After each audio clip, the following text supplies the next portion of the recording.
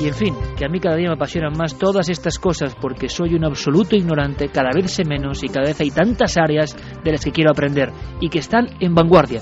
Y esas áreas estarán fundamentalmente a lo largo de todo este año en nuestro programa. Queremos saber, aprender, instruirnos y compartir esa sabiduría entre todos. Pero ahora, compañero Noel Calero, cambiamos el tercio. También las sombras están en Milenio 3. Bueno, aunque esto no son sombras exactamente, aunque es un tema mucho más inquietante. La muerte, y agradezco también todo el impacto tremendo que tuvo el debate de experiencias cercanas a la muerte que hicimos en Cuarto Milenio. Gracias por ese milagro de hacernos continuar en la televisión 7 temporadas después. Y esto de alguna forma sale a colación de todas esas investigaciones. Esto dará para mucho, imagino. Yo nunca lo había oído. Una vez más, y esto es lo importante, las vías diferentes de contacto de este programa nos proporcionan información. Información que a veces llega a buen puerto, que se convierte en voces, en testimonios. Alguien nos hablaba desde un complejo hospitalario de investigaciones, de observaciones médicas, y yo me quedé muy sorprendido, espero que vosotros también. El titular sería: aquellos que deciden el minuto en el que van a morir.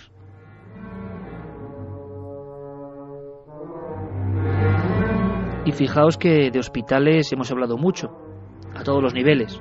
Desde el hospital abandonado, donde parece que hay ecos de otras historias. ¿Veis? Esos son temas, no voy a decir más sencillos, sí, desde luego, más espectaculares, que calan en todo el mundo, pero que al final se quedan en un limbo. Pueden ser interpretaciones, sugestiones o algo de verdad. Son como destellos en el fondo de otra realidad. Hospitales también para hablar de extrañas experiencias con moribundos, por ejemplo. Muchas enfermeras, mucho personal de noche en hospitales a los que mandamos un fortísimo abrazo ahora mismo, que ven cómo se pulsa la luz de una habitación, llegan allí y es una habitación vacía, que no hay nadie, pero han llamado desde ella. Recientemente, minutos antes, había muerto una persona. El mundo del hospital es un mundo donde hay un archivo paralelo siempre, un archivo que solo se cuenta entre pasillos, entre profesionales, un mundo al que no accede el común de los mortales, al que no accedemos. Y esto es como otra piedra, como otro peldaño. Carlos Largo, compañero, tienes tú toda la información y has hablado con la protagonista de esta historia, sorprendente como pocas. Pues nuestra amiga se llama Covadonga Iker, es médico de familia y trabaja actualmente en la UBI, en el servicio 061 de la provincia de Almería. Ella, como comprenderás, ha visto fallecer a mucha gente en los hospitales en los que ha trabajado. También nos ha dado a conocer su punto de vista sobre la muerte, esa muerte de la que hablabas y que, bueno, pues en ocasiones vemos como algo traumático. Ella opina que es algo totalmente normal y que es un estado o un paso en el que incluso las personas que fallecen se les llevan a terminar los dolores justo en los momentos previos en el que se marchan y que incluso llegan a sonreír. O sea que hay una muerte plácida, hay toda una ritualística, Carlos, toda una historia, toda una serie de escritos, pero lo que no había era testimonios, digamos, muy recientes, ¿no? De observación por parte de un médico, por parte de alguien de ese mundo cerrado. Por fortuna, muchas veces la persona parece que va pues hacia esa luz, o hacia esa conciencia, o hacia ese apagarse el interruptor, cada uno que ponga lo que quiera, pero que va en paz, por muchos que sean los dolores, la angustia, el desapego que existe con todo lo material. Hemos recibido a lo largo de los tiempos muchísimos testimonios de personas que sienten cómo les envuelve una gran paz, una gran sensación de armonía. Pero claro, esta mujer nos trae casos concretos. Uh-huh. Ejemplos, por ejemplo, como el del hospital de Galdácano, en el que trabajaba hace unos años, en Vizcaya. Estaba haciendo una guardia y de repente pues ingresa un hombre bastante mayor, estaba agonizando, estaba muy enfermo, muy cercano a la muerte, y le monitorizan. Este hombre tenía 6 o 7 hijos, tal y como nos comenta, y es el primer caso que ella nos ha hablado de un hombre que eligió el momento exacto en el que quería morir. Entonces lo ingresamos, o estaba ahí en observación, en urgencias, monitorizado, y este hombre tenía bastantes hijos, no sé ahora mismo si decirte si eran 6 o 7 hijos. El caso es que el hombre entró agonizando casi al borde de la muerte, que pensamos que nos iba a dejar en cualquier minuto de eso, según entró por la puerta de urgencias. ¿Y cuál fue nuestra sorpresa cuando pasaban las horas y el hombre seguía allí aferrado a la vida, vamos, con uñas y dientes, monitorizados con un latido débil y a 30 latidos por minuto y respirando, hasta que entró el último de sus hijos. Ya cuando estaba él rodeado por todos sus hijos, es cuando el hombre ya tranquilo, ya pues definitivamente falleció. La sensación, Carlos, de que había cierto control o cierta incluso influencia sobre el fenómeno de la muerte que nos parece siempre inexorable, repentino, incontrolable, ¿no? Y esta mujer, imagino que a raíz de esos casos en Galdácano empieza a prestar una atención especial a sucesos parecidos y empieza a anotarlos, a registrarlos. Y claro, su archivo nos deja boquiabiertos ahora mismo, ¿no? Uh-huh. Nuevamente en Almería, que es la ciudad en la que actualmente trabaja, se encuentra un caso sorprendente. Una mujer de unos 90 años de edad, pues fallece a raíz de un permiso, digamos, llamémoslo así, que le dan los hijos. En este caso, Covadonga recibe un aviso domiciliario, se acerca a la casa de esta anciana, era maestra, como decimos, tenía unos 6 o 7 hijos también nuevamente, y ella pues dialoga con la familia. La paciente, en este caso, no había fallecido todavía, y son unas palabras del hijo mayor las que le permiten marcharse de este mundo. Lo escuchamos. Con sondas, con pañales, le habían dado de alta 9 meses antes en el hospital y pensaba que iba a fallecer en 2-3 días. Con esa sorpresa que la mujer pues pasaban los días, pasaban los meses.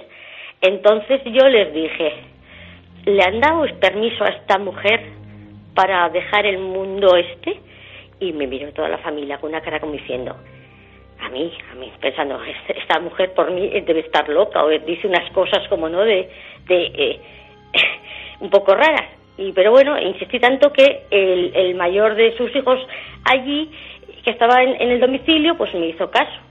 Fue donde su madre y le dijo algo así como, mamá, no te preocupes, ¿qué te puedes ir? Yo me voy a hacer cargo, no te preocupes, que yo voy a cuidar de todos tus nietos, de tus hijos, de mis hermanos, así que te puedes ir tranquila.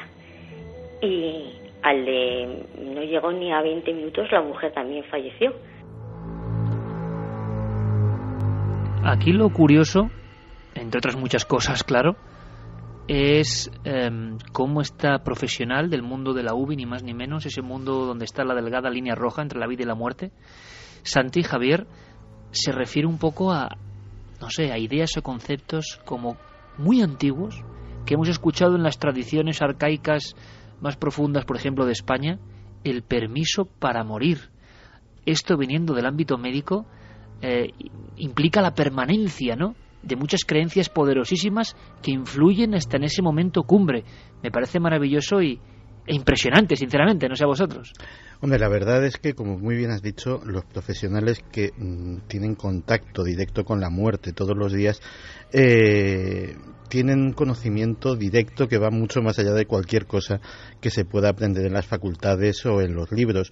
Y realmente es curioso cómo muchos de los conceptos que entre enfermeras, entre médicos, entre personal que trabaja en esos centros y en esos puestos en concretos, pues hasta hace muy poco se contaban en voz baja o eran cosas que formaban parte de alguna forma de la mitología de la profesión. Determinados científicos y determinados doctores actualmente están investigando sobre precisamente la casuística y la incidencia estadística de este tipo de cosas, intentando mirarlo desde una perspectiva completamente objetiva y darle al fenómeno en sí pues la entidad que tiene, que va mucho más allá de lo anecdótico o de lo folclórico. Javier, incluso estaríamos hablando de ese umbral, de esas experiencias previas a la muerte, en las que también hay mucho registro, incluso por parte de médicos como el doctor Vila y demás, de esas personas que o sonríen o miran a un punto fijo de la habitación, o parece, porque a veces no pueden verbalizar lo que están viviendo, en otras ocasiones sí, que reconocen, pero no en una luz, no en un túnel, no en un lugar lejano, sino en la habitación, a seres queridos ya fallecidos. Sí, serían fallecidos anteriormente, seres muy próximos, desde los padres, por ejemplo. Siempre, además, en este tipo de ocasiones suele aparecer la madre. Es la persona que le dio la vida y que ya se marchó, es la que viene a recoger a esa persona, hombre o mujer, para llevársela al otro lado. Es tan constante, tan repetitivo, que da la impresión de que en ese trance que es el más importante que uno puede tener después del nacimiento, uno recurre a las sensaciones, a los estímulos, en fin, a las chispas primordiales, y la chispa primordial es la de la madre. Fíjate, Iker, que cuando tuvimos ocasión en Cuarto Milenio de entrevistar en su día a Peter Fenwick, que es uno de estos médicos a los que me refería, me llamó mucho la atención una cosa que nos contaba y nos puso los pelos de punta. Y es que efectivamente eso sucede en la mayor parte de los casos. Se dan esas personas cercanas o queridas que ya han pasado al otro lado y que vienen a buscarte, pero detectó que en personas que habían llevado vidas, digamos, poco regulares, miembros de la delincuencia organizada, por ejemplo, criminales de guerra, etcétera, etcétera, de repente lo que percibían era como que venía alguien, y no precisamente en tono amistoso, a pedirles cuentas en ese último momento. Y la verdad es que justo cuando describió esa parte de la casuística, al equipo nos impresionó muchísimo. Pero esta mujer de la UBI, que ha recorrido varios hospitales, que ha observado atentamente y que no tiene miedo a contarlo, tiene más casos para nosotros, Carlos. Sí, además nos comentaba que esta tarde, hablando con otra compañera, verificaba que este tipo de experiencias no solo las ha vivido ella. Nos relataba una historia de un hombre de mediana edad que precisamente comentaba en vida que moriría justo después de que casara a sus tres hijas. Pues una vez más, fruto de la casuística, este hombre fallecía cuando su tercera hija se casaba. Y de hecho, la imagen que pues me ha puesto los pelos de punta es que el aviso domiciliario les llega cuando la hija tiene el vestido de novia recién puesto. También vamos a conocer otra historia, Iker, que conoció en primera mano Covadonga. Se trata de una mujer de unos 70 años. Nuevamente es un aviso domiciliario el que le llega a nuestra amiga. Y bueno, se trata de un caso en el que esta anciana decide no el momento exacto, sino el día de la semana en el que quiere morir. ¿Por qué? Por una sencilla razón. Ella quería que se la enterrase un domingo. Que la mujer se ha ido a echar la siesta y que no se despierta. Bueno, pues vamos para allá y efectivamente la mujer está muerta. Y entonces nos comenta, esto fue un sábado 3:30, 4 de la tarde, y nos comenta la hija, dice, fíjense que el sábado pasado se echó la siesta y como pues durmió más tiempo de lo habitual, la mujer se despertó el sábado anterior diciendo, uy, qué tarde se me ha hecho, dejaré lo de morirme para el sábado que viene.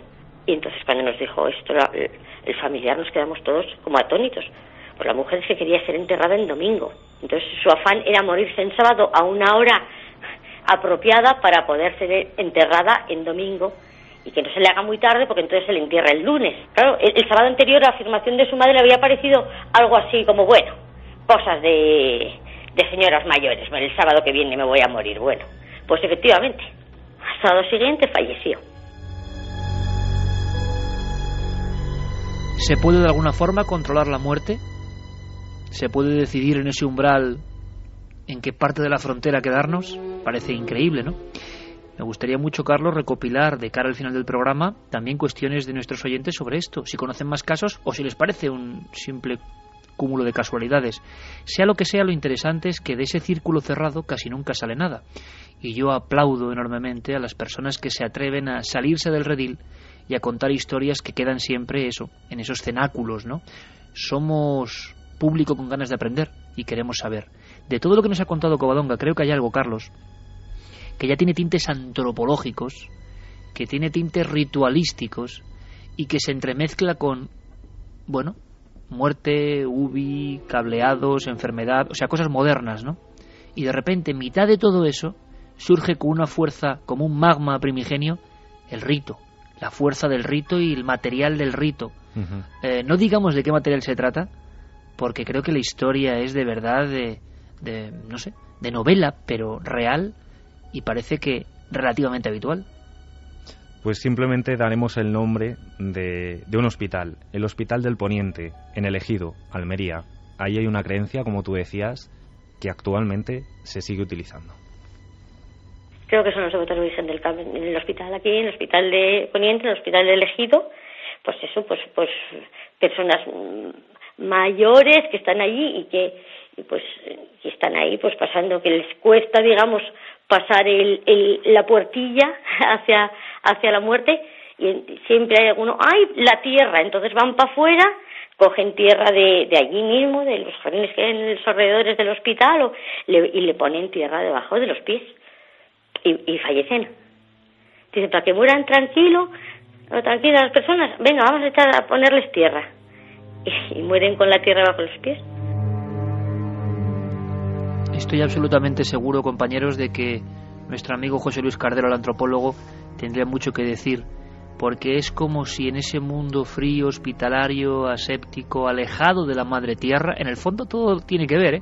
Javier hablaba del arquetipo de la madre, de la diosa madre de alguna forma, de la diosa de la fecundidad, apareciéndose casi siempre en estas experiencias próximas a la muerte. Pero es que lo de la tierra es como un bucle, ¿no? Es como si en algo que ni siquiera racionalizamos, en algo subterráneo, en lo más profundo de las capas de cebolla de nuestro cerebro, de alguna forma, estuviese ahí pulsante. Tocar la tierra parece, para algunos será una tontería, pero no creo que lo sea, ¿verdad, compañeros? No lo es volver de nuevo a la esencia, el suelo, la tierra, en fin, eso que nos ha acompañado a lo largo de toda la vida. En el momento de despedirnos de ella, de dar el paso hacia la puertita, como decía nuestra amiga, se convierte en una necesidad vital, en algo fundamental. Por eso hay que respetar ese tipo de creencias. Yo aplaudo que en este hospital, en fin, permitan a esos pacientes llevarse ese pedacito de tierra hasta la cama de su hospital. En otros lugares quizá más deshumanizados o más racionales, entre comillas, quizá no lo permitirían, y lo que están haciendo es darles el permiso para una muerte feliz, que creo que es importante. Pues una vez más, compañero Carlos Largo, pues ponemos ahí una pica en Flandes, abrimos un surco, un conocimiento que no teníamos, una historia que ocurre en España, y quiero agradecer enormemente a Covadonga Herrera su participación, que nos cuenten más cosas, y si algunos amigos del ámbito de la medicina se atreven a más, pues más aprenderemos todos, sabremos de esos ámbitos misteriosos. Vamos a ir enseguida, bueno, ya con la actualidad digital. Qué contraste, ¿eh? La tierra en los pies para la buena muerte, y ahora lo digital. Así es este programa. Por cierto, que hablando de lo digital, quiero agradecer a todo el público que no solo ha hecho del podcast de Cuarto Milenio un acontecimiento, mañana por supuesto nos veremos, sino un abrazo a todos los amigos. Quiero hacerlo públicamente además, que hacen la página de Mi Tele, que es la plataforma de Mediaset de todos los programas. Quiero mandar un abrazo a quienes hacen esa página, quienes seleccionan las cosas, y gracias por supuesto a los usuarios que hacen de Cuarto Milenio el contenido más descargado y más visto de toda esa plataforma. Por lo menos de momento, lo agradecemos enormemente. Gracias por esa vida digital que también nos dais. Gracias de todo corazón y para todo el mundo. Por eso, como homenaje, las noticias con nuestro cronista de Píxeles, Diego Marañón. Milenio Red. Toda la información digital del mundo del misterio. Un equipo de arqueólogos españoles, dirigidos por el investigador del Consejo Superior de Investigaciones Científicas, José Manuel Galán, viajaron el pasado lunes a Egipto para continuar con el proyecto Yehuti. En la 11ª campaña, que ahora comienza, las excavaciones explorarán el área de las tumbas de Yehuti y Eri, dos altos dignatarios de la corte egipcia. Me gustaría recordar a los oyentes que tenemos una página web, que es www.excavacionegipto.com, desde la cual nos pueden seguir en un diario online, pueden seguir nuestros descubrimientos y actividades en casi tiempo real. En efecto, los trabajos podrán seguirse a diario en la página web del proyecto, que se actualizará desde Luxor. El diario de excavación describirá con texto y fotografías las tareas y descubrimientos que se vayan realizando para que los navegantes puedan seguir en tiempo real cómo se desarrollan los avances. Asimismo, la página incluye un vídeo sobre las tareas acometidas en la campaña del año pasado. En la sección Visita las tumbas, un viaje virtual alrededor de la tumba de Yehuti permite ver la complejidad de los monumentos funerarios. Nunca lo hemos tenido tan fácil para darnos un paseo por los rojizos paisajes de Marte. Con todo lo enormemente inspiradora que parece la superficie marciana, es una zona brutal e inhóspita para los humanos. Es frío, es seco, es desolador. La NASA sigue sorprendiendo con sus aplicaciones para dispositivos móviles y lanza Mars Images, una aplicación que envía fotografías de Marte directamente a smartphones. Esta novedad, totalmente gratuita, se nutre de los archivos de los diversos rovers que se encuentran repartidos por el planeta rojo. Las imágenes que estos van tomando, una vez recogidas, pueden ser descargadas directamente desde la aplicación. Se trata, por tanto, de una vía directa con los robots que se encuentran explorando Marte. Una oportunidad única de contemplar, sin intermediarios, las maravillas que se ocultan en nuestro planeta vecino. Otra noticia que esta semana copaba los titulares de varios medios digitales es la aparición de Vermeer, un nuevo proyector holográfico desarrollado por Microsoft que genera hologramas que se parecen mucho a lo que todos hemos visto en la Guerra de las Galaxias, cuando la princesa Leia aparece flotando en el aire enviando su mensaje de auxilio. Dame, Obi-Wan Kenobi. Eres mi única esperanza. ¿Qué es eso? ¿Qué es? Te ha hecho una pregunta. ¿Qué es eso?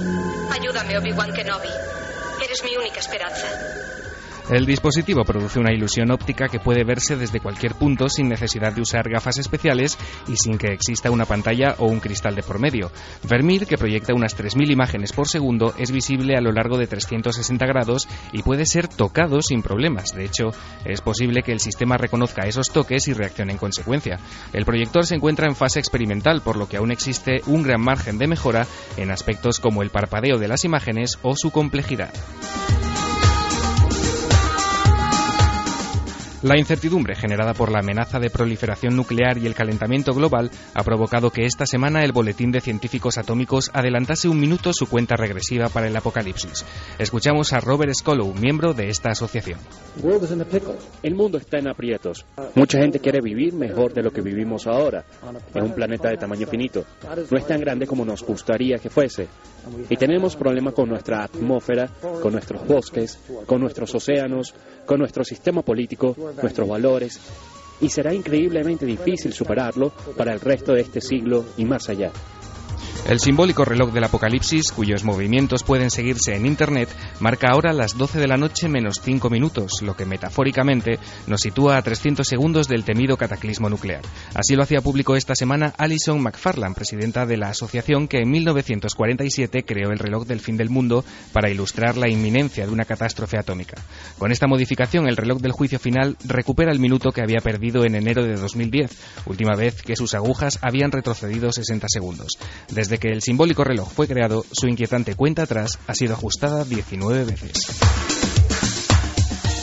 Milenio Red vuelve en 7 días con más enlaces interesantes. Mientras tanto, y gracias como siempre a Guillermo León, podéis seguir la pista de estas 4 historias desde ikerjimenez.com. El misterio continúa en la red.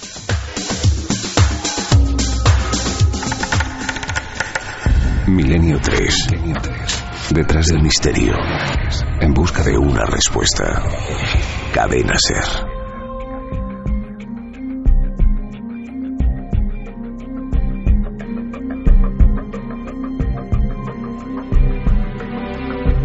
Están pasando muchas cosas en el mundo. Es curioso observar los informativos porque, evidentemente, es una selección de cosas y uno a veces se pregunta qué está pasando de verdad de fondo. Estamos en la cultura de lo hiper rápido, hiper resumido, hiper flash. Queremos siempre nuevas cosas. Nos hemos olvidado de lo que se dijo ayer. De alguna forma, incluso el sistema de los muros de Facebook o de cosas parecidas tienen esa rapidez para lo bueno y también para el absoluto olvido y la descontextualización.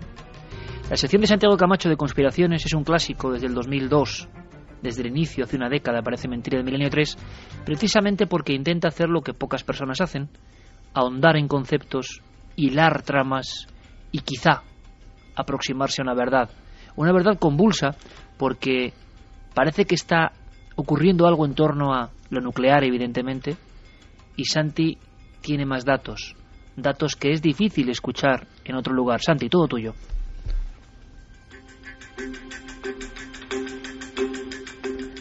Pues sucedió hace muy pocos días, el pasado día 11, en las calles de Teherán. Mustafa Ahmadi Rosnan, un científico nuclear de 32 años, moría a consecuencia de un atentado con bomba. Nos lo contaban así nuestros compañeros de Hora 14. El atentado registrado a primera hora en Teherán, la capital iraní, que ha costado la vida a un científico que trabajaba en la principal planta nuclear del país. Se sabe poco más sobre lo que ha pasado, solo que el gobierno de Irán acusa a Israel y que no ha respondido. El científico y profesor universitario Mustafa Ahmadi Rosnan, de 32 años, fallecía al estallar la bomba dosada en su vehículo por un individuo que viajaba en una motocicleta. Rosnan era uno de los responsables de la planta nuclear de Natanz, la mayor de Irán, situada en el centro del país. Esta no es la primera vez que científicos vinculados al programa nuclear iraní han sido objetos de atentados. Hace justo 2 años fue asesinado otro conocido científico nuclear. El organismo iraní de la energía atómica acaba de señalar mediante un comunicado que su camino nuclear es irreversible a pesar de la presión internacional.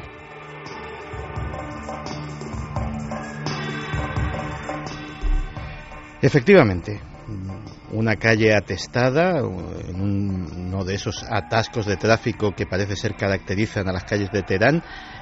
Rosnan estaba allí con su coche y de repente se acerca una moto que para a su lado, le adosa en la misma puerta del conductor lo que parece un imán de gran tamaño, sale corriendo y apenas 2 segundos después ese artefacto estalla y se lleva la vida del científico. Como muy bien decían nuestros compañeros de informativos, no ha sido el único caso. En los últimos años han muerto 4 científicos del programa nuclear iraní y uno de ellos se ha salvado por los pelos en un atentado fallido utilizando este mismo sistema, pero que él se dio cuenta rápidamente y pudo salir del coche antes de que detonara el artefacto. Por supuesto, el régimen iraní ha echado la culpa a sus 2 grandes enemigos, Estados Unidos e Israel. La Casa Blanca ha negado vehementemente toda participación y además ha hecho una condena absoluta del asesinato.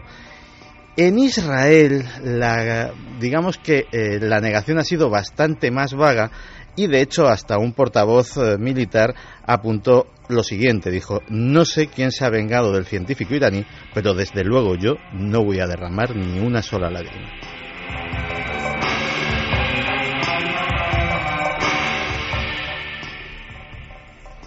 Lo realmente curioso, y de hecho en algún momento ampliaremos este tema, es que la profesión de científico, no solamente en Irán, se ha convertido en los últimos años en algo de alto riesgo. En los últimos 10 años han muerto decenas, y repito, decenas, y no estoy exagerando la cifra, de científicos de determinados campos: microbiología, armamento químico, armamento biológico, guerra psicológica, tecnología nuclear, prácticamente en todos los países: Rusia, Estados Unidos, Reino Unido, Australia.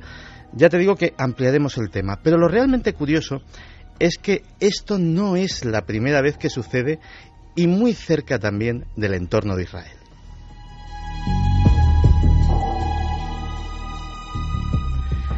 Tendríamos que trasladarnos a finales de la década de los 50, cuando el presidente Nasser, también en pendencias con el Estado israelí, contrata a un personaje realmente fascinante, Otto Skorzeny, al que muchos atribuyen la paternidad de la red Odessa para salvar a los antiguos SS y colocarlos en diferentes países del mundo bajo identidades falsas, con un doble cometido.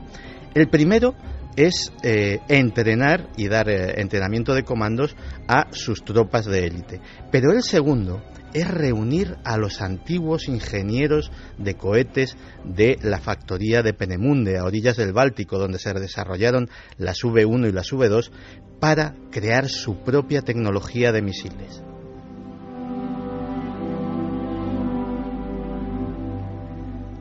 Así, en un lugar secreto de Egipto se crea la Factoría 333, un sitio donde se reúnen las que fueron algunas de las mejores mentes en el campo de la aeronáutica, de los cohetes, de los misiles, de la Alemania nazi, reunidos, traídos prácticamente de todas partes del mundo por este hombre que había contribuido precisamente a que se fugaran y a que no cayeran en manos de los rusos o de los americanos, que se los estaban lógicamente rifando para que contribuyeran a sus respectivos programas espaciales y de armamento.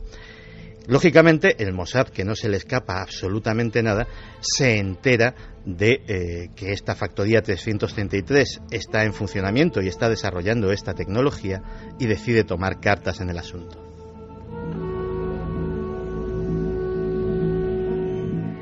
Entre todos sus agentes escogen a Wolfgang Lotz. Wolfgang Lotz es un judío de origen alemán que tiene un aspecto de ario absolutamente impecable, alto, rubio, ojos azules, y le dan una identidad de antiguo soldado de las SS. Lo consiguen dotar de documentos falsos, de una vida absolutamente impecable, le hacen entrevistarse con decenas de supervivientes de campos de concentración para que sepa detalles íntimos de cómo funcionaban los establecimientos, anécdotas, etcétera, etcétera, para que tuviera temas de conversación, y se infiltra en los ambientes de los alemanes. Él asiste a fiestas, alterna con la florinata de la sociedad germana de la capital egipcia, se convierte en un personaje popular y recaba nombres, datos, direcciones, etcétera, etcétera, y con ellas, en 1962, el Mossad inicia lo que se llamó la operación. La operación Damocles consistió precisamente en dos cosas. Primero, el asesinato selectivo de algunos de estos ingenieros y científicos, y de otros que resultaban o más difíciles de encontrar o estaban más protegidos, chantajearles amenazando a sus familias, incluso secuestrando a sus familiares, y de esta forma presionarles para que abandonaran. El problema llega cuando en 1962, a finales de año, en Suiza, dos de estos agentes son capturados por las fuerzas de seguridad del país, Joseph Bengal y Otto Jolik, que estaban intentando amenazar a Heidi Goerke, que era la hija de un científico alemán especialista en electrónica y que era el que iba a diseñar los sistemas de guía de estos misiles. Lógicamente se destapa absolutamente toda la operación, el escándalo internacional es mayúsculo, pero eso sí, en 1963 se cierra la factoría 333 sin que Nasser vea uno solo de sus misiles. Nunca antes habías estado tan cerca de lo desconocido. Milenio 3. Cadena SER.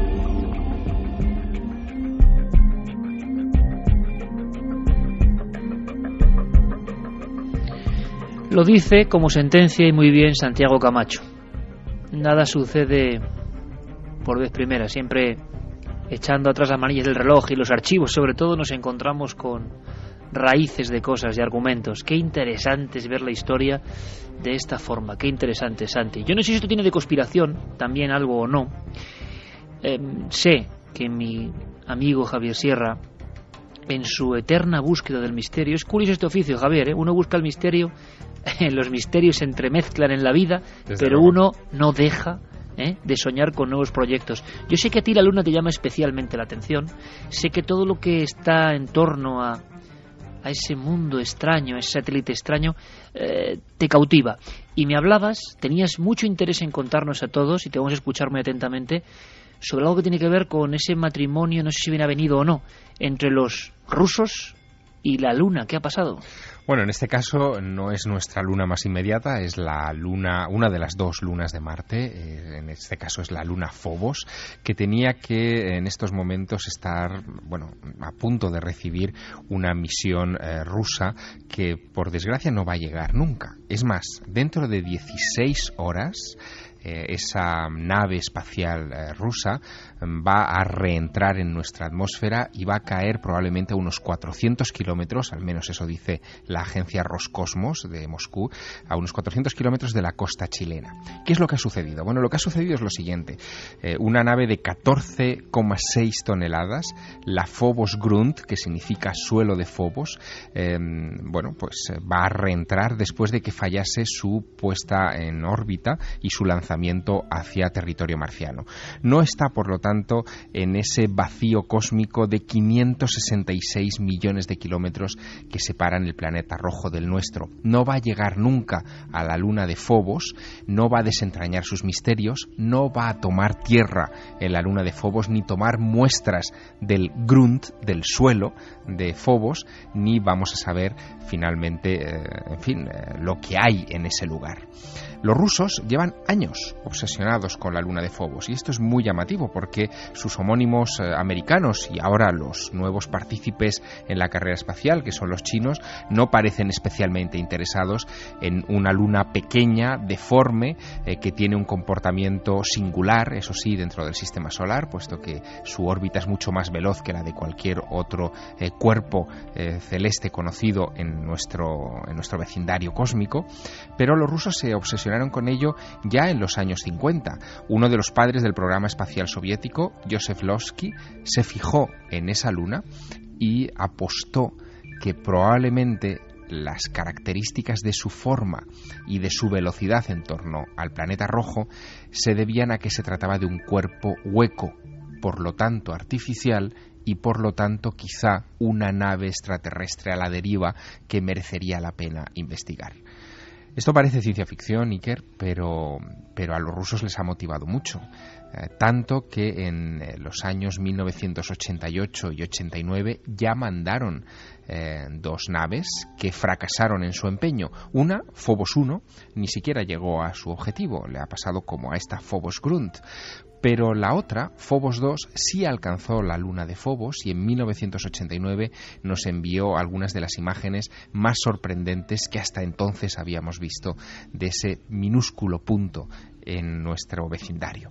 Pero fíjate, ocurrió algo. La Phobos 2, en septiembre de 1989, deja de funcionar después de obtener dos fotos extrañas.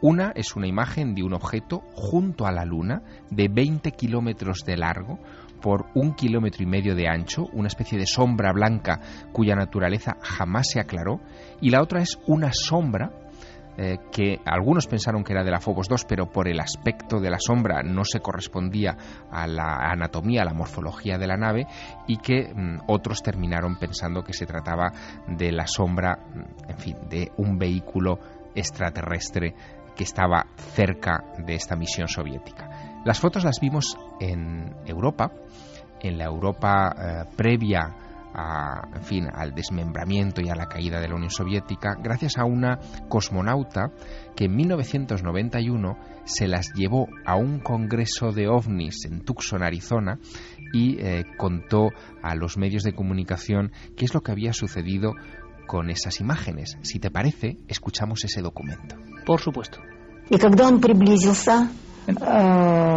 Cuando el satélite se acercó a Marte, consiguió tomar una última fotografía de la luna marciana. El satélite logró aproximarse muy cerca del planeta y en ella podemos ver un objeto extraño. Y también otra imagen muestra una gran sombra sobre la superficie de Marte. 3 días después de recibir estas imágenes, se perdió la comunicación con la sonda.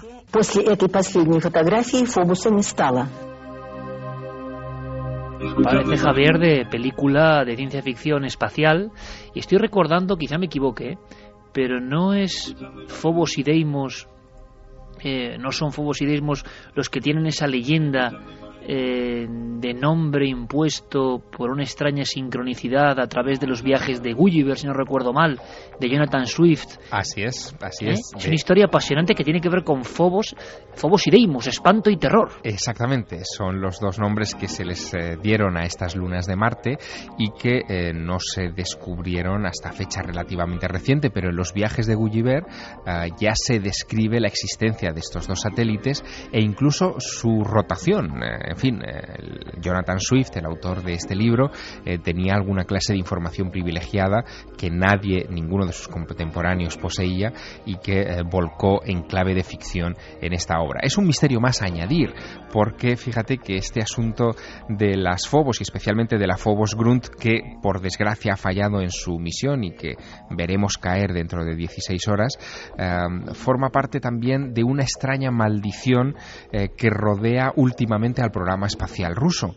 Tanto es así que, fíjate, en los últimos 4 meses son 3 las naves que están reentrando en la atmósfera. Una es una americana, la WARS, que entró en nuestra atmósfera en septiembre, otra en octubre, que fue un satélite alemán, el Rosat, pero en el cómputo soviético la cosa es mucho peor. En el 2011 la agencia Roscosmos ya ha hecho públicos los datos de que de 32 lanzamientos, 5 han fracasado, entre ellos este de la Phobos Grunt. Algunos hablan de sabotaje. De hecho, el director del programa espacial ruso piensa que por influencia exterior están teniendo todos estos problemas. Ahora bien, ¿quién está detrás de estos sabotajes? ¿Y por qué, curiosamente, estos sabotajes o estos fallos, vamos a hablar de estos fallos, que es lo que son sin lugar a dudas, se han cebado especialmente con las naves a Marte?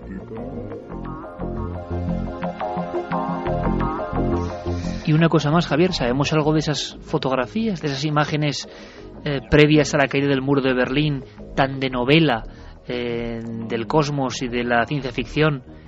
¿Fueron exageraciones? ¿Sigue su enigma? ¿Nadie dijo nada después de ellas?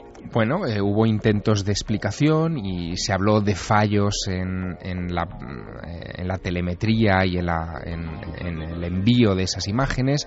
Se habló de causas naturales, aunque nadie supo explicar qué clase de causas naturales pueden provocar la confusión con un objeto de 20 kilómetros de largo. Pero las fotos son oficiales, son auténticas, no están sometidas a manipulación y el misterio en torno a ellas, desde luego, permanece. Son fotos misteriosas.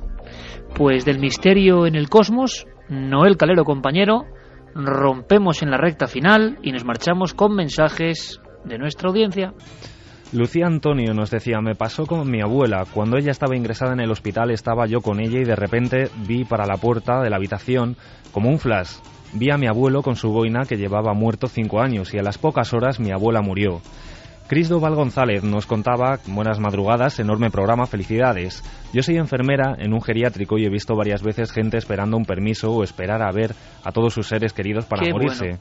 O sea, personas, Carlos, que inciden en esto, ¿no? En que este rito incomprensible, ilógico, irracional, lo que ustedes quieran, pero existe, se cumple o se cree en él hoy en día. Y no visto por la persona que va a morir, sino por testigos a su alrededor, que eso es importante. Qué temazo.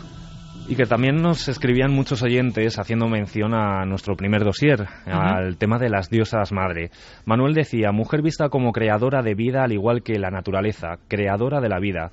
Docha decía: mujer igual a vida, igual a tierra, igual a naturaleza, igual a renovación constante, igual a reencarnación, igual a vida eterna. José de Cádiz: Dios no es ni hombre ni mujer. Dios es una energía interior que sentimos cuando nos despegamos del mundo. Dios es el concepto de ese sentimiento.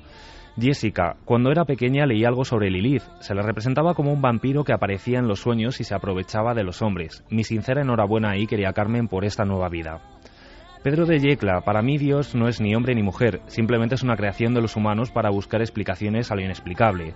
Perséfone: necesitamos un equilibrio en la dualidad masculina y femenina. José Luis Calero: enhorabuena, Iker, por tu niña y dales un beso a las 3 chicas de tu vida, incluso a tu madre. El sexo de Dios no lo sé, pero siempre he pensado en él como un abuelito, así como un chico. Un abrazo. Pues muchos comentarios, muchas reflexiones y, como siempre, muy interesantes. Cada vida un universo, con su propio criterio. Nosotros no queremos convencer a nadie. Sería el anticoncepto de lo que hacemos. Al revés, lo que sí queremos es desenterrar cosas, porque nos da la sensación de que se vive muy deprisa y hay grandes historias a todos los niveles. Yo repito, incluso no es la historia, incluso no es el tema, es nuestra propia mirada sobre el paisaje de la vida y saber emocionarse con todo ello. Javier Sierra, compañero; Santiago Camacho, compañero; Fermín Agustí, compañero; Carlos, compañero; y Noel Calero. Y Geraint Martínez siempre ahí, por supuesto. Nuestros 2 amigos del mágico sonido. Ha sido un placer hacer este programa con vosotros. Hasta dentro de 7 días. Mucha luz para vosotros, amigos, y que la diosa madre os proteja. También a vosotros. Lo mismo te digo.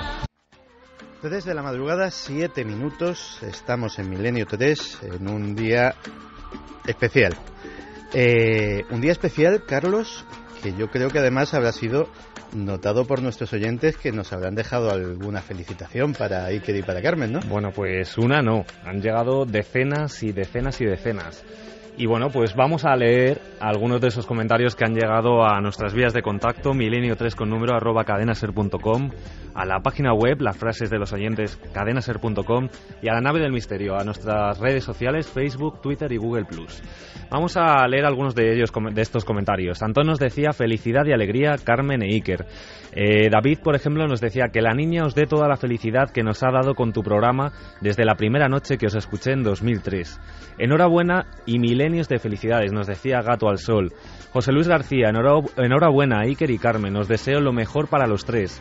Andrea, enhorabuena Iker y Carmen por vuestra niña, qué hermoso y emocionante lo contado por Iker, me encanta el nombre y me ha hecho recordar cuando di a luz a mi primer pequeño. Salud, amor y felicidad para todos.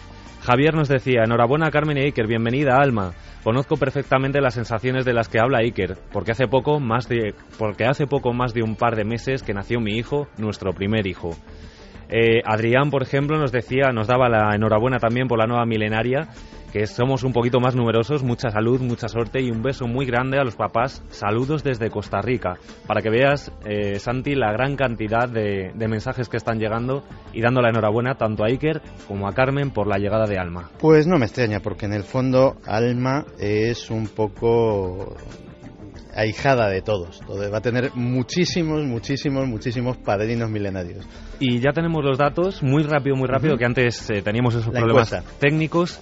La encuesta, ¿qué esperáis para el 2012? En ikerjiménez.com. El 58,9% dice que será un buen año con evolución y conciencia, y el 41,1% será un mal año con involución y con degradación. Muy poco han variado los resultados. Pues eso es lo que deseamos, que sea un buen año para todos, en especial para Iker Jiménez, para Carmen Porter, para Alma y para todos los que nos estáis escuchando esta noche. Vamos a comenzar la hora con una historia que me traía Javier Sierra, que hace poco más de un año estaba impresionándonos en estos mismos micrófonos. Él estaba muy lejos, estaba pasando muchísimo frío, supongo, haciendo una travesía épica por el Monte Ararat. Y precisamente del Monte Ararat nos traes una historia que a mí personalmente me parece digna de la mejor película de acción y misterio de Hollywood. Pues lo es, y la traigo a colación a raíz de una noticia con la que despedíamos 2011 y que amenaza con convertirse en algo tan cíclico como las muertes de animales en Bibi, en Arkansas, que mencionábamos hace un rato, y es el descubrimiento o el anuncio del descubrimiento del Arca de Noé en, digamos, la cumbre del Monte Ararat.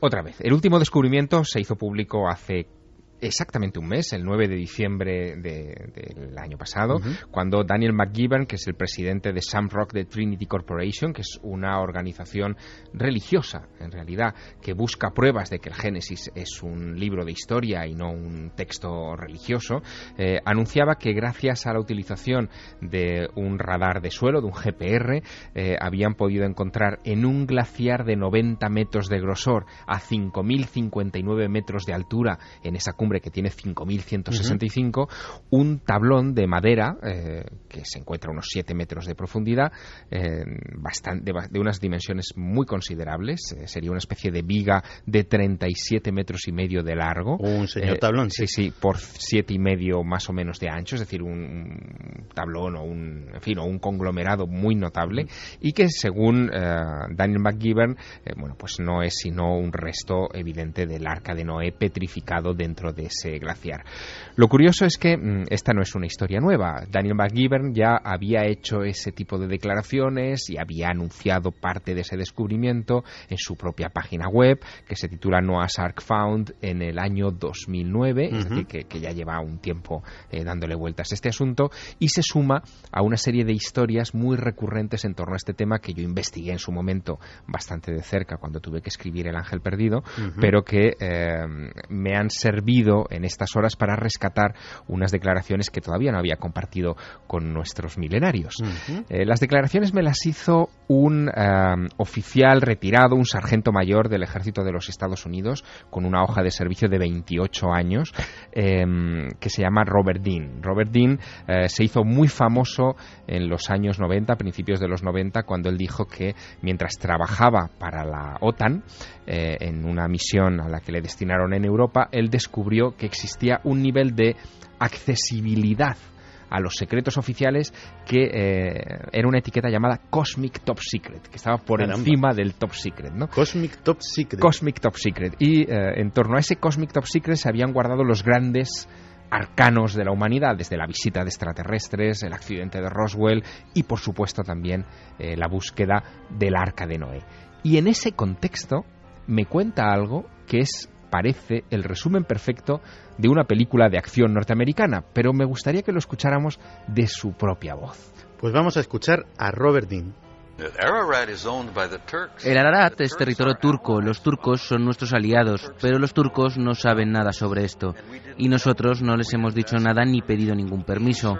Enviamos un equipo de la Marina al Ararat sin su conocimiento, y ese equipo de SEALs estuvo allí durante 10 días.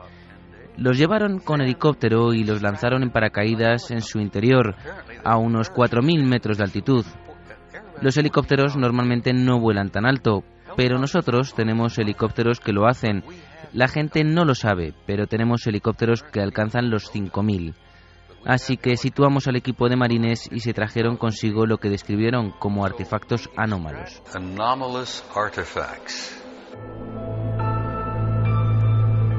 Artefactos anómalos. ¿Cómo de anómalos? Claro, ¿qué artefactos anómalos fueron los que encontraron ahí? Bueno, pues Robert Dean no me dio respuesta a ese interrogante, pero sí me dijo que se almacenaban en unas instalaciones militares de alto secreto a las afueras de Washington, en el cuartel de los marines, ¿no? El cuartel general de los marines. De almacén a lo Indiana Jones.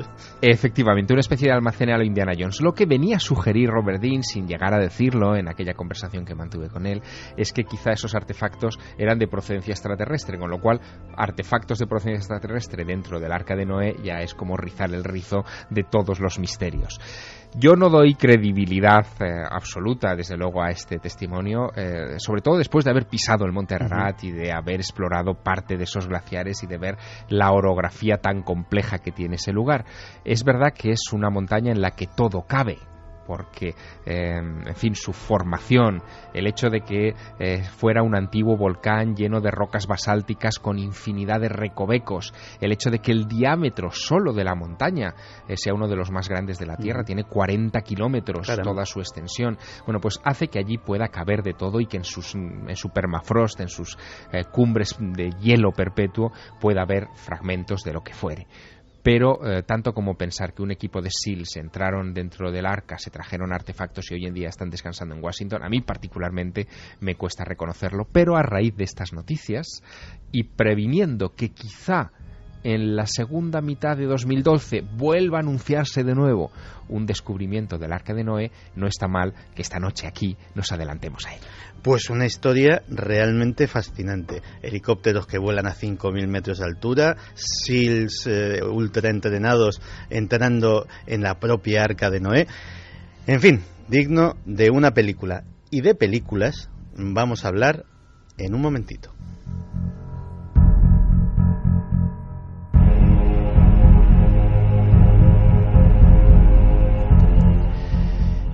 Porque hace un rato en la redacción Javier Pérez Campos me enseñaba unos documentos antiguos, unos pliegos de cordel que tenían un titular realmente sugerente. ¿Qué decía el título? Pues los tenemos aquí ahora mismo, son unos pliegos de cordel de 1849. En la portada, para que te hagas una idea, aparecen unas personas, unos policías, entrando en una sala cuyas paredes están forradas de cuerpos colgados de ganchos. En el suelo aún personas vivas agonizando, y el título dice: El pastelero de carne humana y el barbero asesino. El pastelero de carne humana y el barbero asesino. El título, la verdad es que promete. Y sobre eso se ha hecho una película. Así es, pues es una película del año 2007, Sweeney Todd. La dirigió Tim Burton. Sin embargo, existen muchas otras versiones anteriores, existen versiones de Broadway, existe incluso un libro llamado El collar de perlas, que es el que dio origen a esta historia, 1846, escrito por Thomas Becket. Y si quieres vamos a escuchar el tráiler de la película para entrar un poco en la historia. Lo escuchamos. 15 años soñando con volver a mi hogar, con mi mujer y mi hija. Benjamin Parker. Nada de Parker. Ahora soy Sweeney Todd y se hará venganza. Murió. Y él tiene a tu hija. El juez Turpin. Debes olvidar el pasado. No. A tiempos desesperados. Medidas desesperadas. Sweeney Todd, que antes de que me dijeras que esto estaba basado en hechos reales, a mí me parecía como una especie de versión bestia del Conde de Montecristo, pero resulta que es que sucedió en realidad. Así es, existen ciertas modificaciones que Hollywood ha realizado, finales un poco más alegres o mucho más diferentes, pero la historia está ahí. Tenemos al personaje principal, Benjamin Barker, que es engañado. Bueno, él vivía felizmente con su mujer, con su hija, y aparece de pronto ese juez Turpin, ¿no?, que se enamora de su esposa y, bueno, pues finalmente idea un plan para quitarse del medio a Benjamin Barker. Lo acusa de ciertos crímenes que él no comete, lo expulsa de Londres durante 15 años y lo que no esperan es que Benjamin Barker regresaría después. Regresaría con un estilo totalmente diferente, nadie lo conocía y llega de alguna forma buscando venganza. Llega después de haber vivido esos años tan difíciles, condenado a esos trabajos forzados.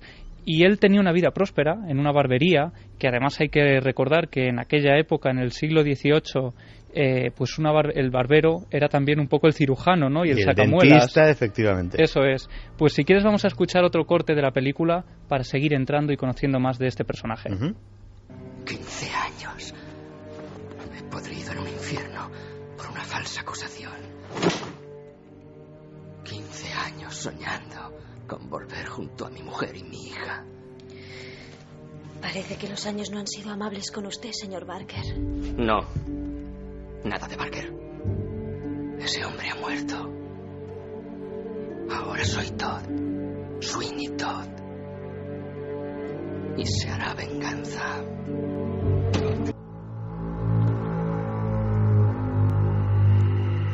Y se hará venganza. Y Así además es. hay otra voz, hay una persona, un cómplice. Eso es, esa es la cómplice de Sweeney Todd, que es ni más ni menos que su vecina de abajo, la señora Lovett, porque cuando Sweeney Todd llega a su barbería en la calle Fleet, que estaba en un segundo piso, descubre que en el primer piso han abierto una nueva tienda, una tienda de pasteles, en la que, bueno, pues él empieza a tener un contacto casi diario con esta mujer, su negocio no es muy próspero, y finalmente, pues entre los dos acaban ideando la forma de vengarse. Fíjate, Santi, lo primero que hace es cambiarse el nombre a Sweeney Todd para que nadie lo conozca, para que nadie sepa quién es. Realquila esa tienda en la segunda planta, además abre esa barbería y ocurre que día tras día su furia va incrementándose hasta que llega a matar a la primera persona. A partir de ahí empieza a cometer una serie de crímenes no solo con las personas que tuvieron que ver en la decisión del juez Turpin, sino prácticamente en todas las que van entrando a su barbería, hasta llegar a acabar con la vida de 160 personas, ni más ni menos. 160 personas. Y el problema es qué hacemos con los cuerpos y cómo una persona llega a matar a 160 personas sin que nadie se dé cuenta de que algo extraño está ocurriendo. Pues ahí entra en juego la vecina de abajo, la señora Lovett, que pues pensaba, ¿qué es lo que hacemos con estos cuerpos? Pues vamos a trocearlos, y ya que la carne estaba muy cara en esa época, decide... Casi un artículo de lujo, efectivamente. Sí, pues ella decide aprovechar esos crímenes que está haciendo el barbero de arriba para dar un nuevo sabor a sus pasteles.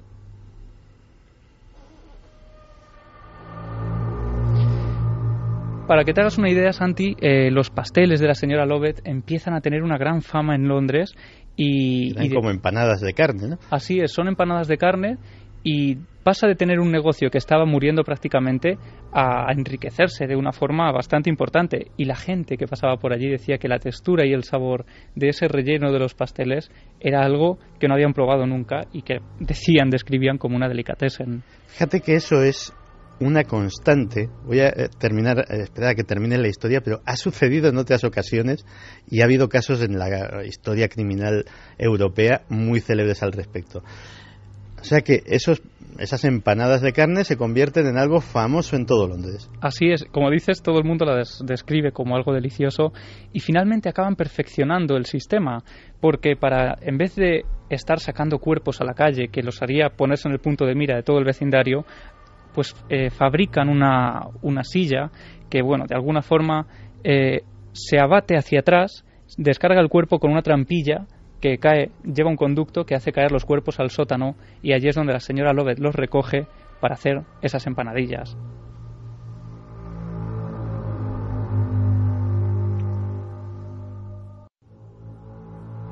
Verá, me han llegado quejas debido al hedor de su chimenea. Dicen que de noche es realmente nauseabundo. El respeto a las normas sanitarias y el bienestar público es responsabilidad mía, así que me temo que debo echar un vistazo a su horno. Por supuesto. Pero antes, ¿por qué no sube a afeitarse? Hoy invito yo.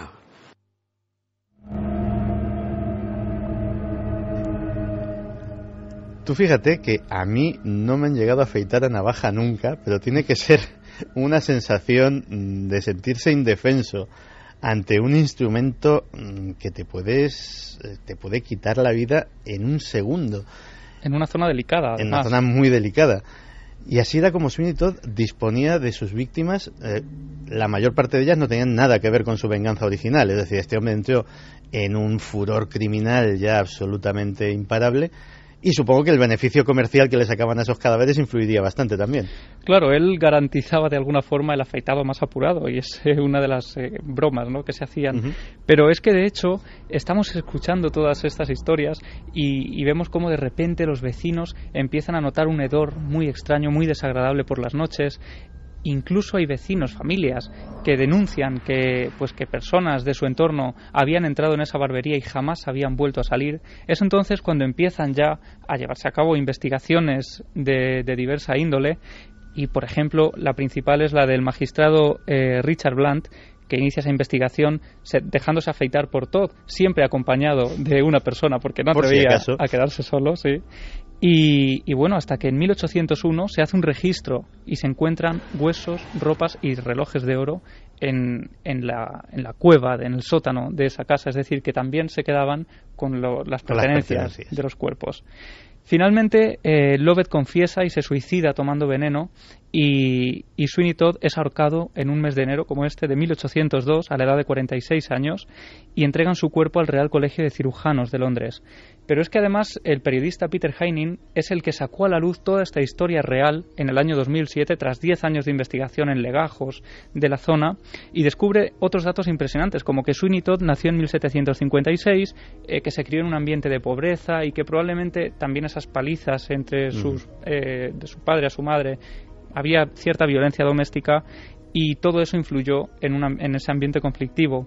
Además, ofrece datos como que la barbería se encontraba en el 186 de la calle Fleet. Esto ha dado lugar a auténticas peregrinaciones de personas que ya no solo hacen la ruta de Jack el Destripador, también hacen la ruta de Sweeney Todd. El turismo morboso de Londres, que los que conocemos bien esa ciudad, pues también lo conocemos. Así es, y además ofrece también datos como que la barbería, para mostrar detalles como que Sweeney Todd era a su vez cirujano de alguna forma y sacamuelas, pues tenía esas bolsitas de sangre coagulada en su puerta, en su ventana, y también algunas muelas que había sacado algunos de sus pacientes.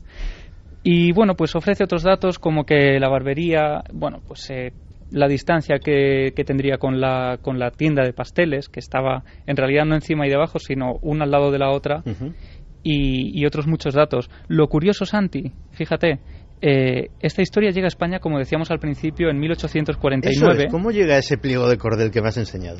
Pues fíjate, esa historia del pliego de cordel cuenta algo que ocurre en 1415 en el país vecino, en Francia, uh-huh. y parece que tenemos una historia idéntica a la ocurrida en Londres, pero 400 años antes. Y bueno, pues si quieres vamos a escuchar a Juan Rada, uh-huh. periodista y amigo de este programa, contándonos esta historia, cómo se inicia. La historia de Sweeney Todd está un poco basado en un caso que pasó en París a mediados del siglo XV. A la capital francesa llegaron los hijos del conde de Pontarbo, se hospedaron en la posada de los Tres Reyes, en una calle llamada precisamente del Infierno. A las pocas semanas el futuro conde de Montalvo, observó que su hermano llevaba 3 días sin aparecer por el hotel. Y entonces hablaron con un armero y este le dijo que se había fijado en un señor que vestía igual que él. Dicen, vamos, como me van muy mal las cosas, pues estuve esperando a ver si salía de la peluquería, pues para pedirle incluso limosna, porque no me llega para dar de comer a mis 8 hijos. Esta persona seguía sin aparecer durante varios días y es entonces cuando se inicia una importante investigación, una labor de búsqueda casi sin precedentes para la época. Y bueno, pues varios arqueros hacen un registro minucioso y ya cuando estaban a punto de tirar la toalla porque no encontraban absolutamente nada en esa peluquería, finalmente ocurre, Santi, una de esas casualidades que parecen casi imposibles. Pero tanto insistieron los arqueros que uno de ellos, sin querer, pisó un resorte y 2 de ellos cayeron de cabeza debajo a un sótano, a una cueva. Gritos, alaridos, espasmos, y en la tenebrosa oscuridad de la cueva descubrieron una decena de cadáveres colgados en las paredes mediante ganchos, como si fueran terneras, de los que habían cortado pedazos de carne. Era la cueva del horror. Y vieron que había un pasadizo al sótano de la tienda de al lado, que era la pastelería. Como vemos, la historia tiene todos los ingredientes, nunca mejor dicho, para, bueno, pues idénticos a la historia de Sweeney Todd, ¿no? Estas personas, estos 2 hombres, se llevaban un 50% de los beneficios que obtenían al robar las pertenencias de los cuerpos y el pastelero se llevaba la carne, que por cierto, además, la clientela más selecta, que era la que acudía allí, decía también que el sabor de esa carne era pues una delicia, ¿no?, para el paladar. Y bueno, pues cuando los cuerpos se pudrían, además los lanzaban al Sena y nadie los encontraba. Aquella historia tuvo una gran repercusión. Bueno, finalmente fueron atrapados y se les fueron ejecutados, por supuesto, estas personas. Y vamos a escuchar de nuevo a Juan Rada, contándonos la repercusión de este caso. Fue una historia tenebrosa porque todo París, o la élite de París, acudía a esta pastelería, consumía esos dulces, todo el mundo conocía al pastelero, muchos también acudían a esa peluquería, y entonces cuando se dieron cuenta de que aquello era la cueva del horror, pues causó un impacto impresionante.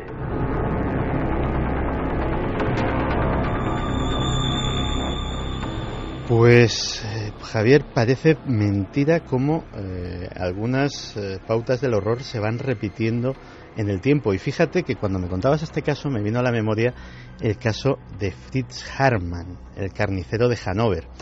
En la década de los años 1920 en Alemania había una crisis económica bastante más dura que esta, una inflación tremenda, una pobreza sin límite, y un hombre, Fritz Haarmann, se dedicaba a ir a la estación de tren de Hannover a jovencitos que venían de provincias a buscar trabajo, a buscarse la vida, pues a engañarlos, a seducirlos, a llevarlos hasta su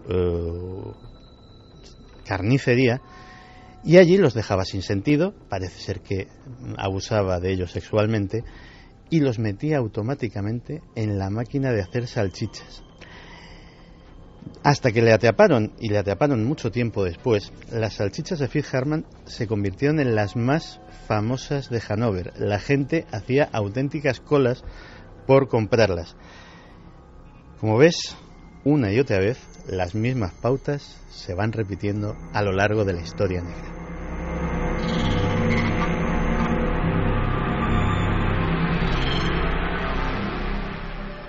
Y bueno, historias sucedieron entonces y historias suceden ahora. ¿Y dónde suceden las mayores historias en la actualidad? Pues en el ciberespacio. Y nos las trae ¿quién? Diego Marañón, Milenio Red. Milenio Red. Toda la información digital del mundo del misterio. Empezamos el año en Milenio Red con un titular que asusta. Los ordenadores ya están escribiendo artículos periodísticos. Cierto es que la comprensión del lenguaje está avanzando mucho, pero esta semana hemos conocido una novedad que va más allá.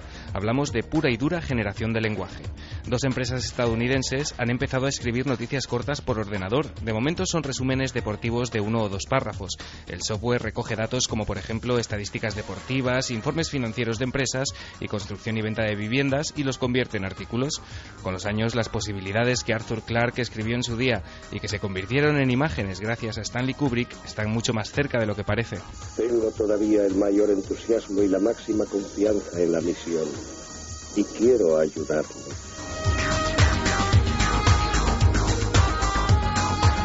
Científicos de la biblioteca Lawrence Berkeley han logrado reproducir grabaciones inéditas que habían permanecido archivadas durante más de 125 años utilizando un escáner óptico 3D. Las voces, grabadas en el estudio Volta de Alexander Graham Bell, se registraron en su momento para tratar de mejorar la calidad del fonógrafo que había inventado recientemente Thomas Edison. Esta es la voz de Graham Bell, uno de los padres del teléfono.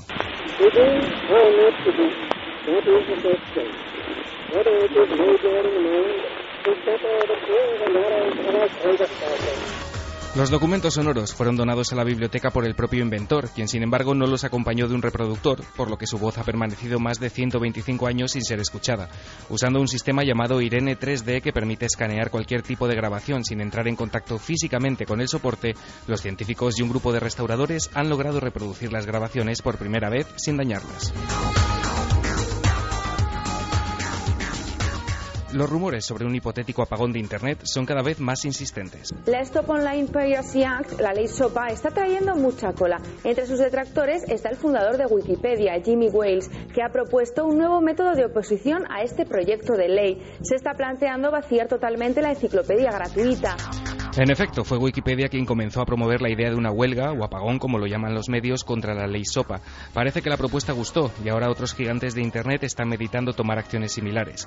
Google, Facebook, Amazon, Yahoo, Twitter y PayPal, entre muchas otras empresas, podrían unirse para que la protesta se deje notar en cada rincón de la red. Aunque no existe una fecha concreta para este hipotético apagón que afectaría a millones de usuarios en todo el mundo, según diversos medios se baraja el día 23 de enero, debido a que el Congreso de Estados Unidos debatirá un día después la controvertida norma.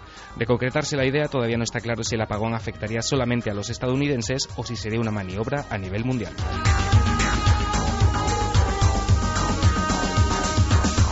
Y ha sido uno de los temas más comentados en la red durante las Navidades. Un misterioso soldado gigante, cuya altura rondaría los 2 metros y 40 centímetros, presenció el funeral del líder norcoreano Kim Jong-il, acaparando la atención mundial, en un país cuya estatura media es menor al 1,70 m.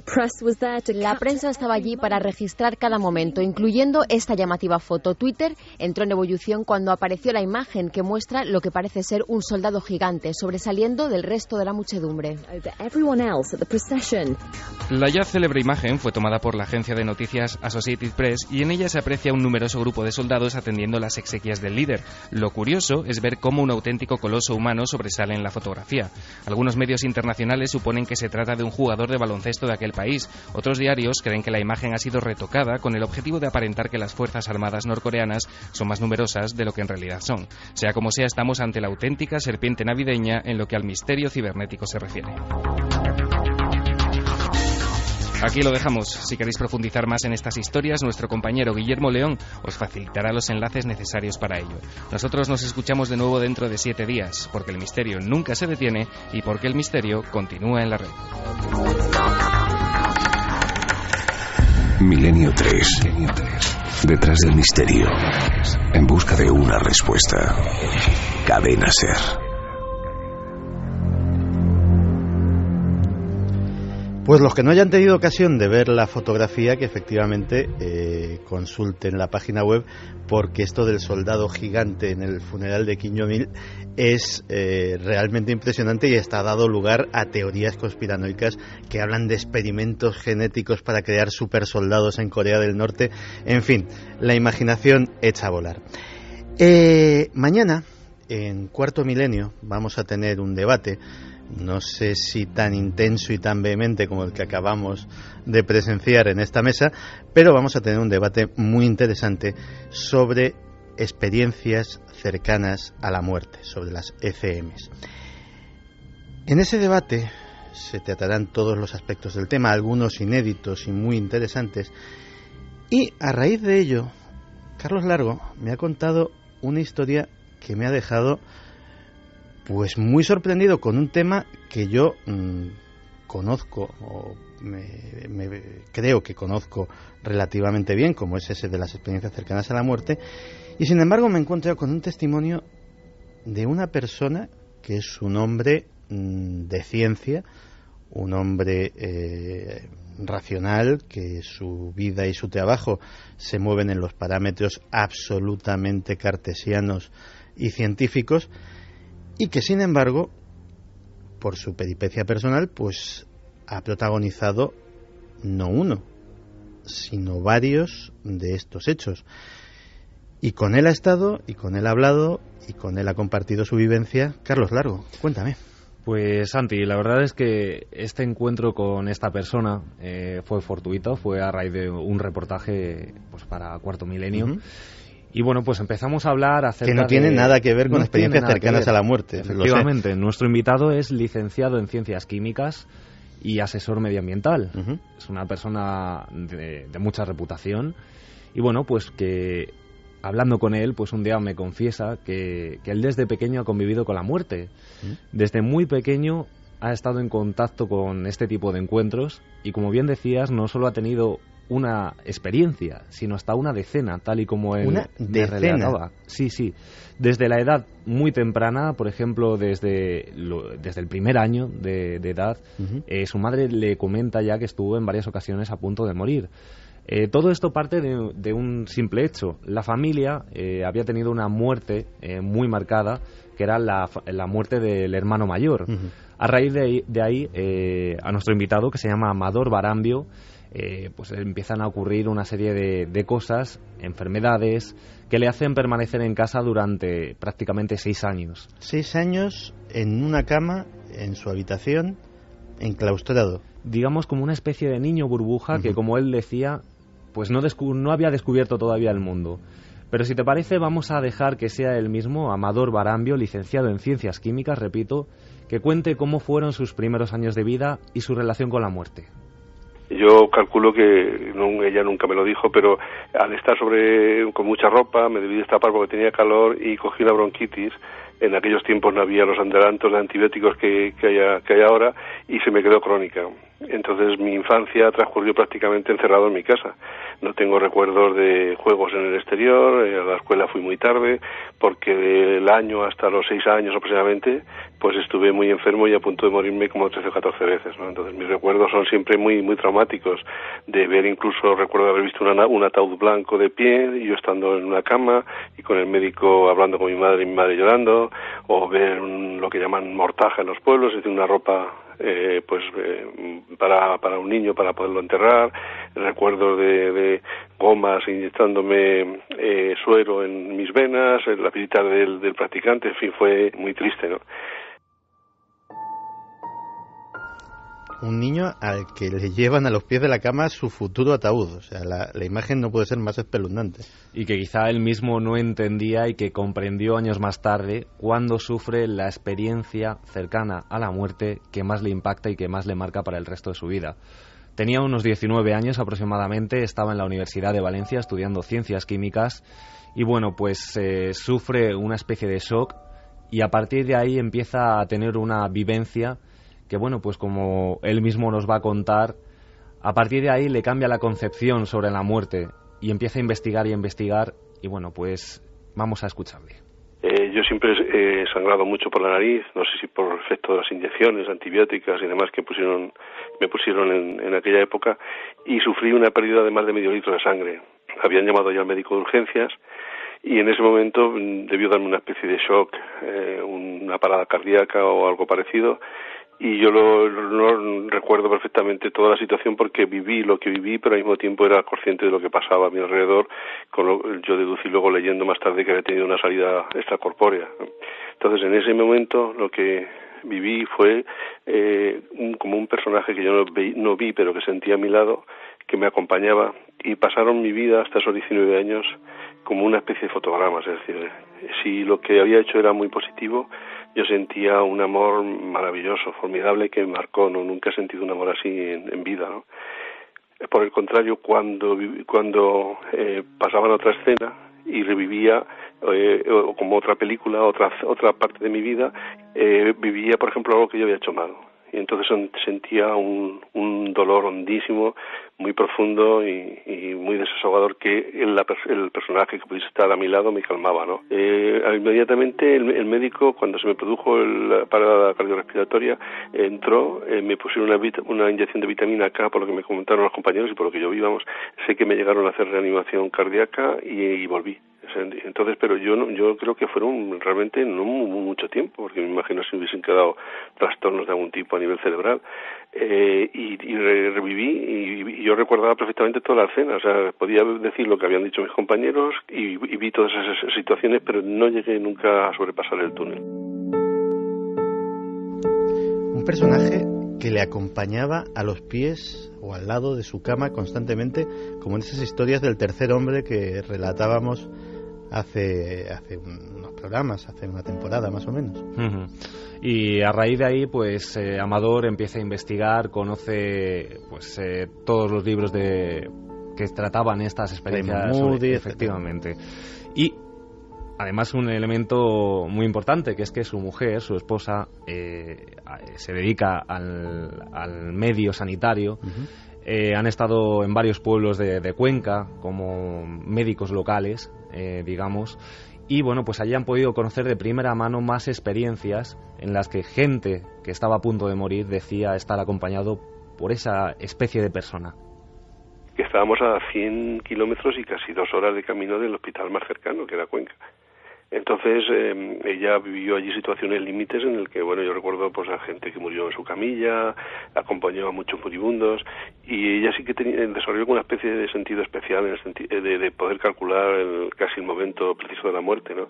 Y sí que cuenta muchísimas experiencias de pues personas que cuando estaban a punto de morir pues estaban le comentaban que le presentó a mi padre, le presentó a mi madre, es decir, que sí que venían como gente que ya no estaba viva a acompañar a ese moribundo, y mi mujer, claro, sabía que no estaban allí, pero que esa persona los veía con total normalidad, ¿no? De hecho, no solo se encontraban con estas experiencias en el despacho de su esposa en el ámbito sanitario, sino que también empieza a hablar con familiares, con amigos de su pueblo, y le empiezan a contar nuevas historias, algo que le reconfirma lo que él ha vivido durante su infancia y durante su juventud.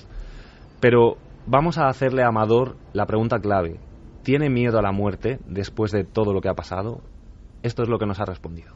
Yo no me atreví a comentarle a nadie mis experiencias porque me iban a tirar del loco, ni a mi familia, no podía, era algo que yo guardaba. Entonces, cuando llegó pues Vida después de la vida de Dr. Moody, cuando empecé a indagar sobre las experiencias de Calvert-Ross, pues yo ahí asimilé que no era algo excepcional, que era algo bastante natural, porque gente de todas las creencias, de todas los estamentos sociales habían tenido experiencias parecidas a la mía. Entonces empecé a indagar en la gente más cercana, y sí que me encontré, por ejemplo, recuerdo una amiga mía de un pueblecito vecino a mi pueblo, que a veces sufrió un ahogamiento en el pantano de mi pueblo, el pantano de Alarcón, y que ella me recordaba, me decía que había vivido perfectamente lo mismo que yo viví, así que había visto la escena con la reanimación que le habían hecho, lo que comentaba la gente, y que luego había vuelto a la vida, ¿no? Y que yo sé que totalmente, con total seguridad, de que cuando muera voy a vivir, porque yo no puedo pensar que eso es una alucinación ni nada parecido, ¿no? Todas las experiencias que viví de pequeño, más esa tan clara y tan vivida, siempre me han dado una fe total y una confianza absoluta de que realmente hay vida después de la muerte. Eso me ha hecho siempre confrontar a la vida con mucha tranquilidad, si yo no tengo miedo a morir.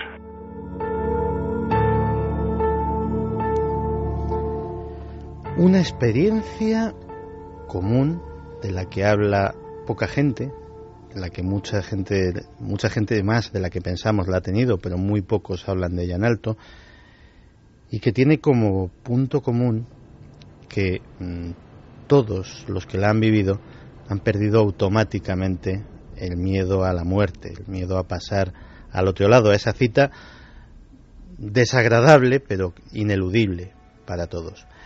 Mañana, en Cuarto Milenio, experiencias cercanas a la muerte. Os aconsejo que lo veáis porque va a ser un debate con unos invitados y sobre todo con unos datos que van a sorprender a más de uno.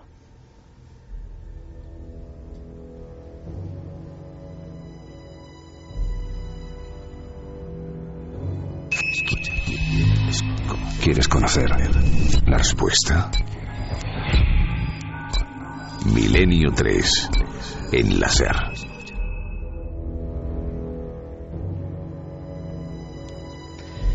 Bueno, Javier, esto se va a acabar dentro de muy poquito, una nochecita intensa, yo la recordaré. Y esperemos que sea también un año intenso y va a ser un año de libros también. Aquí nos encantan los libros, nos encanta leer, a algunos nos encanta escribirlos. ¿Qué libros crees tú que van a ser los libros que van a pisar fuerte este año? Bueno, es difícil hacer una profecía de esas características porque algunos de ellos no estarán ni escritos todavía. Exacto, y muchos no están en los planes editoriales todavía en este momento, aunque parezca increíble, ¿no? Pero sí que este año va a ser un año especial, es el año internacional de la lectura, la UNESCO lo acaba de declarar así, por lo tanto habrá muchas actividades relacionadas con nuestros queridos libros y hay algunos en el horizonte, en fin, que van a ser interesantes. Yo pienso en uno que a ti te va a gustar particularmente. Está siendo un éxito en los Estados Unidos en este momento, todavía no está traducido al español, pero vamos, en breve sin duda lo será. Yo no espero. Es una novela de Stephen King, la última, se titula 22-11-63. 22-11-63 es la fecha del asesinato ¿de quién? De John Fitzgerald Kennedy. Exacto, el 22 de noviembre de 1963. Bueno, la novela de Stephen King que ha escrito es un libro voluminoso donde cuenta las aventuras de un profesor de instituto joven de 35 años que se llama Jack Epping y que de repente descubre que en un restaurante de su pueblo, el dueño del restaurante en el sótano, en los almacenes, ha descubierto que hay un portal para viajar al pasado. Jack Epping se traslada al pasado, a la época del asesinato de Kennedy en Dallas y trata de impedir que el presidente Kennedy sea abatido por las balas. Ese es el planteamiento de la novela. Mezcla, por supuesto, misterio, en fin, paradojas espaciotemporales y mezcla, por supuesto, terror y amor, que son los ingredientes que Stephen King siempre ha sabido mezclar muy bien. Magistralmente. Y es una novela que promete y que, bueno, que llegará sin duda en 2012 a las librerías españolas. Conspiración, viajes en el tiempo, el asesinato de Kennedy. Yo personalmente no me la pierdo. Casi, fíjate lo que son las obsesiones culturales. Es una especie, salvando mucho las distancias, de caballo de Troya americano. Los americanos cuando quieren saltar en el tiempo, yo creo que ese sería el momento ideal que escogerían, posiblemente porque es el momento más traumático de su historia reciente, ¿no? Sin duda hay dos momentos en el inconsciente colectivo de todos los norteamericanos. Uno es el asesinato de JFK y el otro es la llegada de Neil Armstrong a la Luna. No por viajar a la Luna, que probablemente no lo escogería prácticamente ninguno por los riesgos que conlleva, pero sí por recordar qué se estaba haciendo en ese momento en distintas partes del país, ¿no? O también incluso por añadir un elemento más, esa noche de 1957 en la que los rusos pusieron en órbita el Sputnik y que creó una gran conmoción en los Estados Unidos y que inspiró, por cierto, el arranque de un libro maravilloso de Stephen King también, que es uno de sus pocos ensayos, que se llama Danza Macabra. Es verdad que decía que era el momento en el que conoció el terror. Exacto. Que estaba en una matiné en un cine viendo pues un programa doble de películas de terror y llegó el dueño del local, interrumpió la proyección y dijo que los rusos habían colocado algo en el espacio, ¿no? El Sputnik. Y el saber que el enemigo atómico tenía la capacidad de disparar cosas que llegaban hasta arriba y que desde arriba te podrían disparar a ti, efectivamente debía de ser muy inquietante para aquel momento histórico. Sin duda, lo paradójico de aquel momento es que la película que se proyectaba era de terror en el cine, nadie chillaba y cuando se anunció aquello todo el mundo salió del cine con las manos en la cabeza. Bueno, hay más historias evidentemente para este 2012 y hay una que, en fin, ocupó titulares en la prensa, fue noticia, de hecho sigue siendo hoy por hoy un misterio porque la policía todavía no ha resuelto el asunto, que es el robo del Códice Calixtino que desapareció de la Catedral de Santiago de Compostela en torno al 5 de julio de este año pasado. Bueno, las conjeturas fueron muchísimas desde el primer momento. Los hay incluso en estos momentos, en estas fechas, que sostienen que el códice no ha salido de Santiago de Compostela, que ha sido gente de dentro de la catedral, del entorno del entonces deán de la catedral, José María Díaz, los que sustrajeron ese libro como venganza personal hacia el hombre, digamos, que regía los pasillos del templo. Y fíjate, es curioso porque esas sospechas tienden a subrayar las primeras declaraciones que hizo el padre José María Díaz al poco de reconocer que le habían robado esa obra maestra, ese libro prácticamente incunable que tenía la catedral. Y lo decía en estos términos, lo escuchamos. Si sospecho de alguien no lo digo. Primero porque es pecado hacer juicios temerarios. Hombre, lo que podemos decir es que el que lo llevó sabía de qué se trataba, sabía del incalculable valor y sabía cómo llegar a él. O si no lo sabía, lo averiguó para poder llegar. Era cuestión de tiempo que un novelista, en fin, con esos mimbres pudiera urdir una buena historia en forma de novela. Y esa novela, en fin, llega en estos días de enero a las librerías, se titula El Códice del Peregrino, la escribe José Luis Corral, que es catedrático de Historia Medieval en la Universidad de Zaragoza y buen amigo, y que siguió en aquellos días de julio muy de cerca todas las especulaciones, todos los planteamientos alrededor de la obra, aunque él formula una idea, un tanto singular, ¿no? Él lo que sospecha es que el robo fue encargado por un millonario francés y encarga a dos traficantes de antigüedades que entren en la cámara de seguridad mal protegida del templo para llevarse el Códice Calixtino, y que todo eso lo hace para proteger un secreto que está dentro del códice y que tiene que ver, en fin, con el linaje de Jesús. Muy a lo Dan Brown. No podemos decir nada más porque sería hacerle un flaco favor a la novela. Pero que se la lea. Exacto, pero el Códice del Peregrino será uno de esos libros ahora en este arranque de 2012 que sin duda se van a comentar.